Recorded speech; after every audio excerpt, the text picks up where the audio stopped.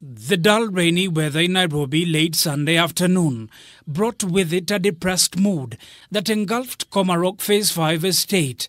And as the rain poured forth, so did the messages of condemnation towards a man that assaulted a female guard just behind these gates.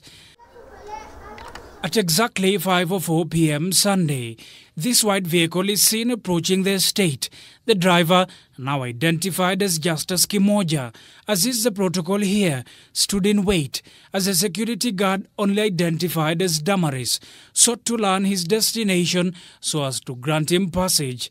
Justus is however at first said to have lied about which house he was visiting, only to later correct himself, and after much scrutiny, he is said as seen on this CCTV footage, took advantage of a resident entering the premises as he too quickly sped into the estate.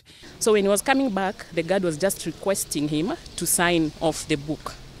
So that's when he came out of the vehicle and started pushing the lady.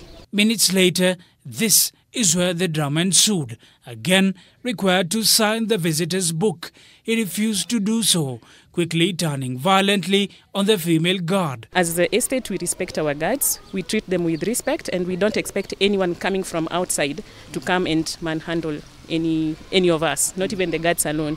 This from the CCTV footage persisted for a few minutes, the accused just simply continuing to brutally assault the guard. Wakati niliona hiyo clip, niliona vibaya sana.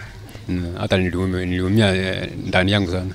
As passengers in the vehicle he was driving attempted to calm him down, the man, who is said to have been drunk, refused to, even at one point, nearly fighting with one of his passengers before leaving them at the gate as he sped off. It is a matter that has already attracted the attention of law enforcement officers. Police already kicking off a manhunt for the perpetrator involved in this incident. For the victim, however, all she seeks is justice as the country continues to commemorate the 16 days of activism against gender-based violence.